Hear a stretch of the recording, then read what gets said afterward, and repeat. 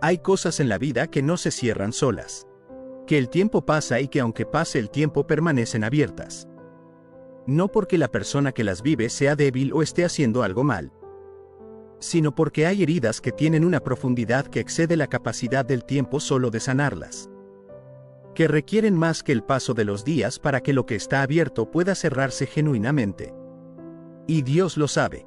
Conoce exactamente cuáles son esos ciclos que siguen abiertos en tu vida. Los que tienen años.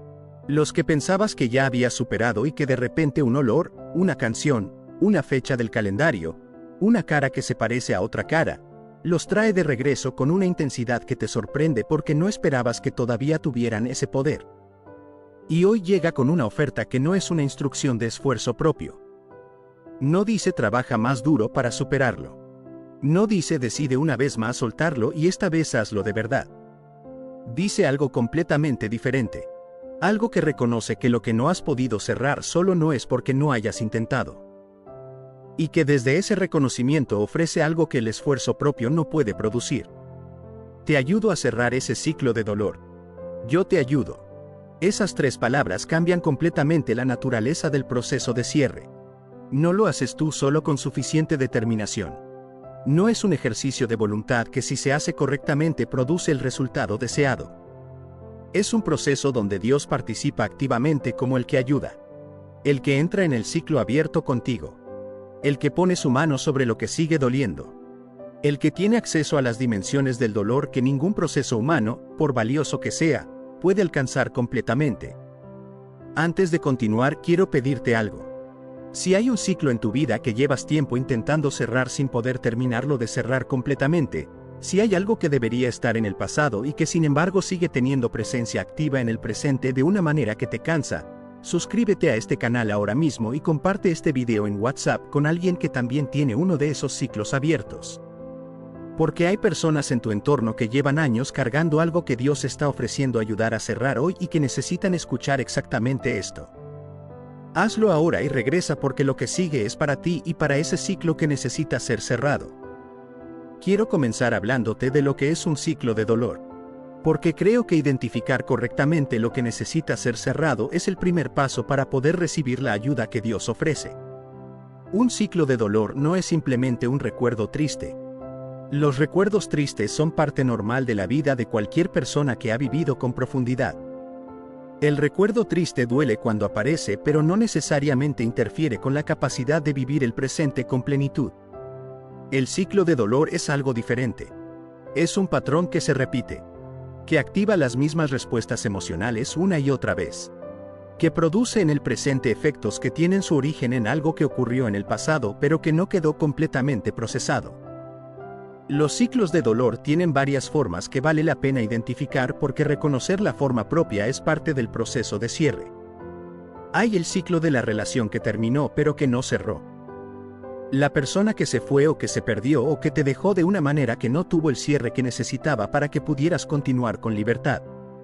Que sigue ocupando espacio interior que debería estar disponible para lo que viene. Que aparece en los sueños.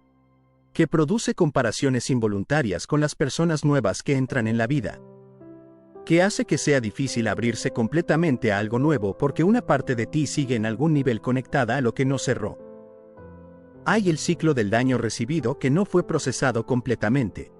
La traición, el abuso, el abandono, la injusticia, que produjo una herida que el tiempo no cerró porque el tiempo solo puede hacer que la vida continúe alrededor de la herida sin necesariamente sanar la herida misma.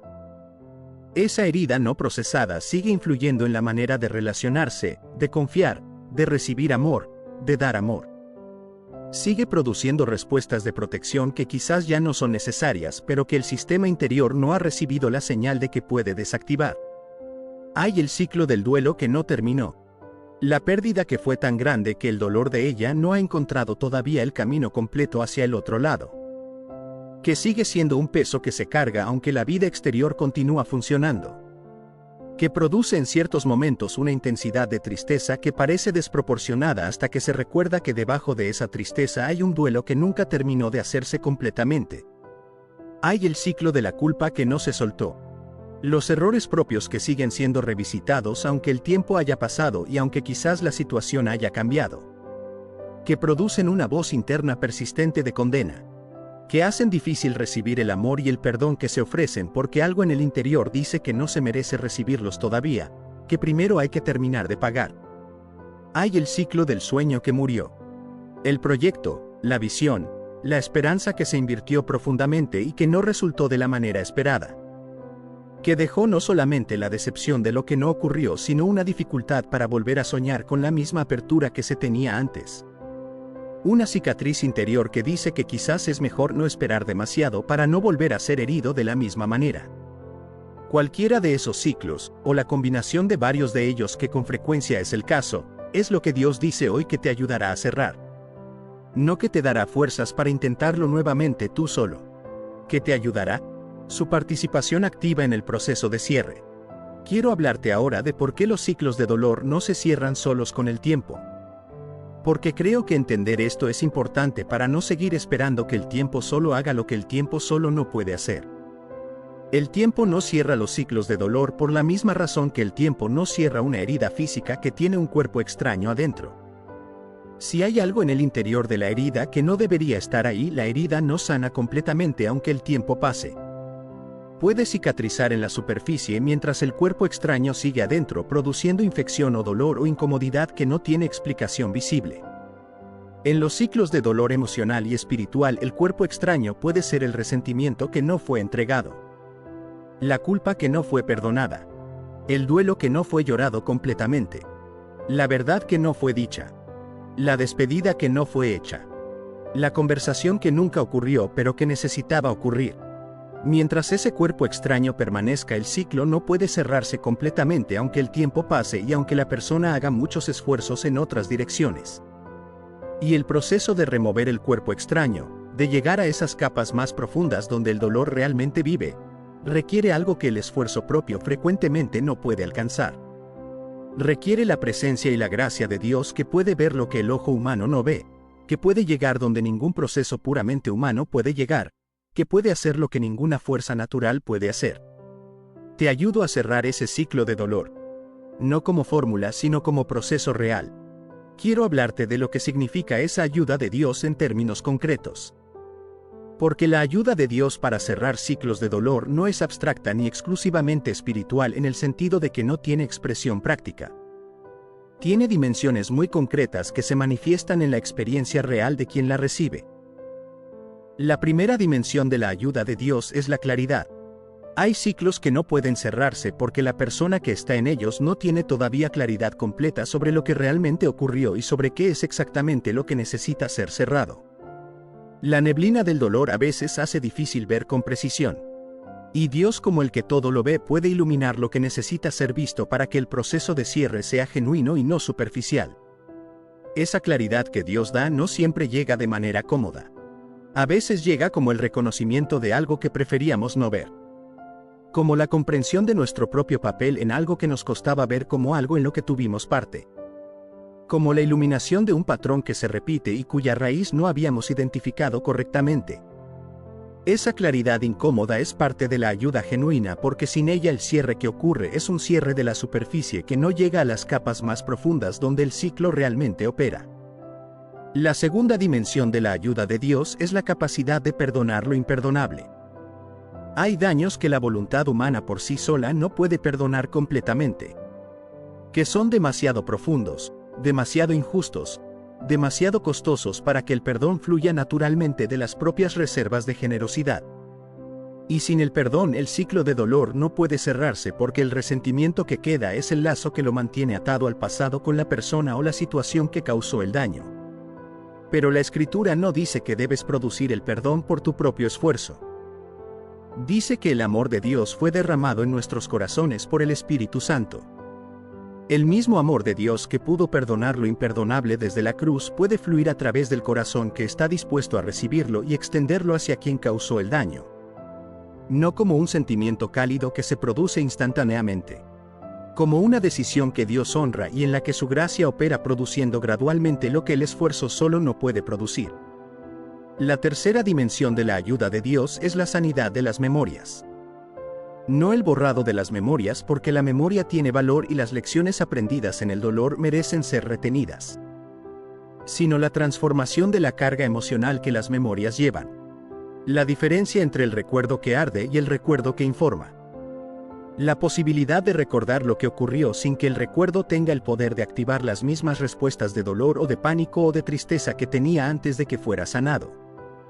Esa sanidad de las memorias es uno de los trabajos más profundos que el Espíritu de Dios puede hacer en el interior de una persona. No es instantáneo en la mayor parte de los casos. Es gradual. Es el proceso de ir poniendo sobre la herida las capas de sanidad que eventualmente producen la cicatriz que ya no duele al tacto. Y ese proceso requiere la participación activa de Dios porque ocurre en dimensiones que exceden lo que cualquier proceso puramente humano puede alcanzar. La cuarta dimensión de la ayuda de Dios es la restauración de la capacidad de confiar. Una de las consecuencias más comunes de los ciclos de dolor que no cerraron es la contracción de la capacidad de confiar. La persona que fue traicionada aprende a protegerse no confiando. La que fue abandonada aprende a no apegarse demasiado. La que fue herida aprende a mantener una distancia de seguridad de todo lo que podría volver a herir. Y esas defensas tienen sentido como mecanismos de protección, pero también producen una pobreza relacional porque las mismas defensas que protegen del dolor también impiden la conexión genuina que el amor real requiere. La restauración de la capacidad de confiar es parte de lo que Dios hace cuando ayuda a cerrar el ciclo de dolor. No restaura la ingenuidad de quien nunca fue herido. Restaura la capacidad de elegir confianza desde la sabiduría de quien fue herido y que encontró que hay algo y alguien en quien se puede confiar genuinamente. El cierre del ciclo de dolor no produce la persona que era antes del dolor. Produce la persona que el dolor formó y que encontró sanidad, que es una persona más profunda y con más recursos que la que existía antes. La quinta dimensión de la ayuda de Dios es el propósito. La comprensión de que lo que causó el dolor no fue sin sentido. Que hay algo que fue producido en el proceso de atravesar ese ciclo que tiene valor permanente. Que el carácter que se formó en el dolor tiene una solidez que no podría tener sin haber pasado por el proceso de formación que el dolor produce. Eso no significa que el dolor fue bueno. El dolor es dolor y merece ser llamado por su nombre. Significa que Dios puede tomar lo que fue doloroso y producir con ello algo que tiene valor. Como el metalúrgico que toma el metal crudo, que en su estado natural está mezclado con impurezas, y lo pone en el fuego no para destruirlo sino para remover las impurezas y revelar el metal puro que estaba dentro. El fuego del proceso doloroso cuando está en las manos de Dios puede producir exactamente eso. Quiero hablarte ahora de los pasos concretos del proceso de cierre. Porque la ayuda de Dios para cerrar ciclos de dolor no es algo que se recibe pasivamente sin ninguna participación de la persona. Es un proceso colaborativo donde Dios trae lo que solamente Él puede traer y la persona participa activamente con lo que está en su capacidad de hacer. El primer paso es el reconocimiento honesto. Nombrar el ciclo que está abierto. No cubrirlo con espiritualidad que dice que ya lo superé cuando no es completamente verdad. No minimizarlo diciendo que no fue para tanto cuando sí lo fue. Nombrarlo con la honestidad del que está dispuesto a verlo claramente para poder trabajarlo genuinamente. Decirle a Dios, esto está abierto. Esto todavía duele. Esto no ha cerrado aunque he intentado que cierre. Y necesito tu ayuda para cerrarlo. El segundo paso es el lamento permitido. Hay dolor que no pudo ser llorado completamente en el momento en que ocurrió. Que fue guardado porque las circunstancias no permitían el llanto. Que fue reprimido porque había que seguir funcionando. Que fue suprimido porque mostrar el dolor parecía debilidad. Y ese lamento guardado es frecuentemente parte de lo que mantiene el ciclo abierto. Parte del proceso de cierre es permitir ese lamento que nunca tuvo su espacio completo. No para perpetuarlo indefinidamente, sino para darle el espacio que merece para poder luego ser entregado. El que nunca llora lo que merece ser llorado lleva eso sin llorar durante mucho tiempo de maneras que no siempre son visibles pero que tienen consecuencias reales en la calidad de la vida interior. El tercer paso es la entrega deliberada. Una vez nombrado el ciclo y permitido el lamento que le corresponde, el acto de entregarlo a Dios. No de manera genérica sino específicamente. Esta persona, esta situación, esta herida, este resentimiento, esta culpa, esta pérdida, lo entrego. No lo llevaré más como responsabilidad exclusivamente mía. No seguiré procesándolo solo en la oscuridad de mi propio interior. Te lo entrego a ti que puedes hacer con ello lo que yo no puedo. El cuarto paso es la apertura a la sanidad gradual. No la exigencia de que el cierre sea instantáneo y completo desde el primer momento de la entrega. La apertura a un proceso que puede tomar tiempo, que tiene sus momentos de avance y sus momentos donde el dolor parece regresar con intensidad, que requiere paciencia con uno mismo y confianza en que el proceso está ocurriendo aunque no siempre sea claramente visible en el día a día. El quinto paso es la gratitud por lo que el ciclo produjo. No gratitud por el dolor mismo que no fue bueno. Gratitud por lo que fue producido a través del proceso de atravesarlo. La profundidad que desarrollaste. La empatía que tienes hacia otros que sufren porque tú sabes desde adentro lo que es sufrir. La solidez de carácter que solamente se forma en los procesos difíciles. La fe que fue probada y que salió más sólida del proceso de ser probada. Esa gratitud por los frutos del proceso es parte de lo que convierte el ciclo de dolor en ciclo de formación y transforma la narrativa de víctima en narrativa de persona que fue formada. Te ayudo a cerrar ese ciclo de dolor. Esa oferta de Dios es real y está disponible para ti hoy. No para algún momento futuro cuando estés más preparado o cuando las circunstancias sean más favorables. Para hoy. Para el ciclo específico que llevas abierto. Para la herida que sigue doliendo. Para el lamento que nunca tuvo su espacio completo. Para el resentimiento que todavía arde. Para la culpa que todavía pesa. Para el duelo que todavía no terminó. Dios no te dice que lo hagas tú solo. Dice que te ayudará. Y esa diferencia entre hacerlo solo y hacerlo con la ayuda de Dios es la diferencia entre el proceso que lleva años sin llegar a un cierre genuino y el proceso que con la participación activa de Dios puede llegar al cierre que produce libertad real. La libertad que viene después del cierre genuino de un ciclo de dolor no es solamente la ausencia de ese dolor. Es la presencia de algo nuevo que el ciclo abierto no dejaba espacio para recibir. El espacio interior que ocupaba el ciclo abierto queda disponible para lo que viene. Para la relación nueva que puede ser recibida sin los filtros de la herida anterior. Para el sueño nuevo que puede ser soñado sin el miedo de la decepción anterior. Para la confianza nueva que puede ser dada sin las defensas de la traición anterior. Ese espacio liberado es el regalo del cierre. Y Dios está ofreciendo hoy ayudar a producirlo. El Salmo 147 en 3 es uno de los versículos más directos y más necesarios de toda la Escritura. En 10 palabras dice algo que el corazón humano en sus momentos de mayor dolor necesita escuchar con más urgencia que casi cualquier otra cosa. Él sana a los quebrantados de corazón y venda sus heridas. Antes de desarrollar el versículo, quiero establecer el contexto del Salmo 147 porque ese contexto ilumina el versículo de una manera que enriquece completamente su recepción. El Salmo 147 es un salmo de alabanza que celebra la grandeza de Dios. Pero lo que me parece extraordinario es el contraste que establece en sus primeros versículos entre la escala cósmica del poder de Dios y la atención personal que Dios da a los individuos quebrantados. El versículo 4 dice que Él cuenta el número de las estrellas y a todas ellas llama por sus nombres. El mismo Dios que cuenta y nombra cada estrella del universo, cuyo número excede todo lo que la astronomía moderna puede todavía imaginar completamente, ese mismo Dios sana a los quebrantados de corazón y venda sus heridas. La escala más grande que existe y la atención más personal que puede darse coexisten en la misma naturaleza de Dios. Y el versículo 3 describe la dimensión más íntima de ese mismo Dios que sostiene el universo. Él sana a los quebrantados de corazón. Primera declaración. Quiero comenzar por la palabra sana. No consuelas. No acompaña a los quebrantados. No les dice palabras amables que alivian temporalmente. Sana. El verbo es de acción médica. De intervención que produce resultado real. De proceso que lleva desde el estado de quebranto hacia el estado de salud. No simplemente la coexistencia con el quebranto. La sanidad del quebranto.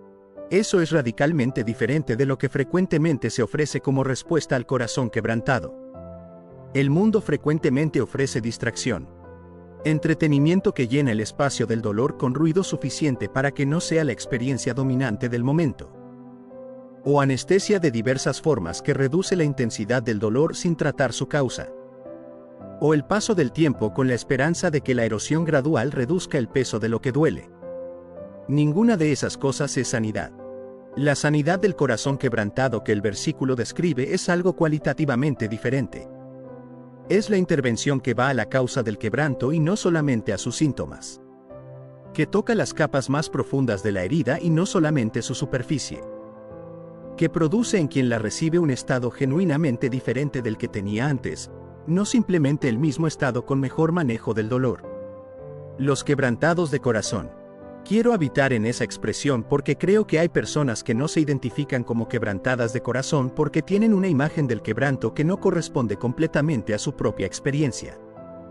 El quebranto de corazón no es solamente el llanto incontrolable o la crisis emocional visible. Es cualquier estado donde el corazón ha sido herido de una manera que afecta genuinamente su capacidad de funcionar en la plenitud para la que fue diseñado. La persona que perdió a alguien que amaba profundamente. La que fue traicionada de una manera que cambió su capacidad de confiar. La que recibió un diagnóstico que alteró completamente la imagen que tenía de su futuro. La que vio derrumbarse algo en lo que había invertido mucho. La que fue rechazada de una manera que tocó algo muy profundo sobre su sentido de valor. La que lleva años esperando algo que no llega y que el peso de la espera fue erosionando gradualmente la esperanza. Todos esos son estados de corazón quebrantado. No solamente los que son dramáticamente visibles desde afuera.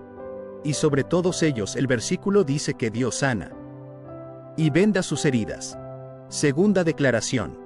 La imagen del vendaje añade una dimensión que la palabra sana sola no captura completamente. Porque el vendaje habla de un proceso que tiene etapas. Que requiere cuidado continuo. Que implica que la herida es real y que merece ser tratada como real. El que venda una herida primero la reconoce. No la minimiza diciendo que no es tan grave. No la cubre con algo que esconde su existencia sin tratarla. La reconoce, la examina, entiende su naturaleza y su profundidad, y desde ese reconocimiento honesto aplica el tratamiento que corresponde. Ese reconocimiento de parte de Dios de las heridas del corazón es en sí mismo algo profundamente sanador. Ser visto en el dolor es parte de la sanidad del dolor. La persona que carga una herida que nadie ve, que nadie reconoce, que se siente invisible en su dolor, experimenta una forma adicional de sufrimiento que se añade al dolor original. Y la declaración de que Dios venda las heridas dice que Dios las ve, que las reconoce, que las trata con la seriedad y el cuidado que merecen. Sus heridas. No heridas genéricas de la humanidad. Las tuyas. Las específicas. Las que tienen tu historia detrás. Las que fueron producidas por circunstancias concretas en momentos concretos de tu vida real. Dios venda esas heridas. Con la precisión del que conoce exactamente qué tipo de herida es, qué la produjo, qué necesita para sanar completamente. Quiero hablarte ahora de lo que produce el quebranto de corazón cuando no es sanado. Porque creo que entender las consecuencias del quebranto no sanado es importante para comprender por qué la promesa del versículo importa tanto. El corazón quebrantado no sanado tiende a desarrollar mecanismos de protección que con el tiempo se convierten en obstáculos para la vida plena. La persona cuyo corazón fue quebrantado por una traición desarrolla la desconfianza como protección. La que fue quebrantada por un abandono desarrolla el apego ansioso o el distanciamiento como protección. La que fue quebrantada por el fracaso desarrolla el perfeccionismo o la procrastinación como protección. La que fue quebrantada por la pérdida desarrolla la resistencia a invertir profundamente en algo nuevo como protección. Todos esos mecanismos tienen sentido. Fueron respuestas razonables a experiencias que produjeron daño real. Pero con el tiempo se convierten en prisiones que limitan el acceso a la vida plena que Dios diseñó. El corazón quebrantado no sanado vive dentro de los límites que esos mecanismos de protección establecen, que son límites más estrechos que los que correspondería a quien viviera desde la sanidad. Por eso la sanidad del corazón quebrantado no es solamente el alivio del dolor presente. Es la liberación de los límites que el dolor no sanado impuso sobre la vida futura. El corazón sanado puede confiar con más libertad. Puede amar con más apertura. Puede soñar con más valentía. Puede vivir con más plenitud. No porque el dolor nunca existió, sino porque fue sanado de una manera que produjo libertad en lugar de contracción. quiero hablarte de cómo opera la sanidad de Dios en el corazón quebrantado. Porque la promesa del versículo no es automática en el sentido de que ocurre sin ninguna participación de quien la recibe. Es una promesa que se actualiza en el proceso de la relación entre el quebrantado y el Dios que sana. La primera manera en que Dios sana el corazón quebrantado es a través de su presencia. Hay algo que ocurre cuando la presencia de Dios llega al lugar del dolor que no puede producirse de ninguna otra manera. No solamente el consuelo de saber intelectualmente que Dios está ahí. La experiencia real de su presencia en el lugar más oscuro del dolor que produce algo que los salmos describen repetidamente: la transformación del estado interior en la presencia de Dios. El Salmo 34:18 dice que cercano está Jehová a los quebrantados de corazón. Esa cercanía específica a los quebrantados no es accidental. Es la descripción de cómo Dios se orienta especialmente hacia los que están en ese estado. No que se aleja de los que están bien para estar con los que están quebrantados, sino que hay una atención particular, una orientación específica del corazón de Dios hacia el que está quebrantado, que produce una cercanía que puede ser experimentada de maneras que la persona quebrantada necesita especialmente. La segunda manera es a través de la palabra. Hay versículos que cuando llegan al corazón quebrantado en el momento correcto tienen un poder que excede completamente lo que las palabras pueden producir normalmente. El Salmo 23 que dice: aunque ande en valle de sombra de muerte, no temeré mal alguno, porque tú estarás conmigo. El Salmo 34 que dice que cercano está Jehová a los quebrantados. El Salmo 147:3 que dice que Él sana a los quebrantados de corazón. Esas palabras, cuando el Espíritu de Dios las aplica al corazón en el momento de mayor necesidad, producen algo que los comentaristas llaman iluminación. No solamente que el texto es entendido intelectualmente, sino que aterra genuinamente en el interior y produce el efecto que fue diseñado para producir. La sanidad a veces comienza en ese momento de iluminación donde una promesa específica de Dios aterriza con precisión en la herida específica que la necesitaba. La tercera manera es a través de la comunidad. Dios creó al ser humano para la conexión y frecuentemente usa la comunidad de fe como instrumento de sanidad del corazón quebrantado. Las personas que acompañan genuinamente, que no minimizan el dolor ni intentan resolverlo con fórmulas rápidas, sino que simplemente están presentes con el que sufre, son frecuentemente la manera en que la presencia y la sanidad de Dios llegan de forma tangible. La cuarta manera es a través del proceso del tiempo con Dios. No el tiempo solo que, como dijimos antes, no sana los ciclos de dolor profundo por sí mismo. El tiempo en la presencia activa de Dios, en la conversación honesta con Él sobre el dolor, en la recepción regular de su palabra, en la comunidad que acompaña, produce gradualmente la sanidad que el versículo promete. Como el hueso fracturado que necesita inmovilización, tiempo y los nutrientes correctos para soldar correctamente, el corazón quebrantado necesita la combinación correcta de presencia divina, honestidad, comunidad y tiempo para sanar genuinamente. Quiero hablarte de la diferencia entre el corazón sanado y el corazón que simplemente aprendió a vivir con el quebranto. Porque creo que muchas personas han llegado a un punto de funcionalidad con el quebranto que confunden con sanidad, pero que no es completamente lo mismo. El corazón que aprendió a vivir con el quebranto puede funcionar en el mundo. Puede mantener relaciones, cumplir responsabilidades, incluso experimentar momentos de alegría. Pero hay áreas que están acordonadas. Zonas del corazón donde no se entra porque duele demasiado. Temas que no se tocan. Tipos de amor que no se permiten porque exponen exactamente el lugar que fue quebrantado. Ese funcionamiento con el quebranto tiene valor como mecanismo de supervivencia, pero no es la sanidad que el versículo promete. El corazón genuinamente sanado es cualitativamente diferente. No porque no haya cicatriz. Toda herida deja cicatriz y la cicatriz es parte de la historia. Sino porque la cicatriz ya no duele al tacto. Porque las áreas que estaban acordonadas pueden ser visitadas sin que produzcan la intensidad de dolor que antes producían.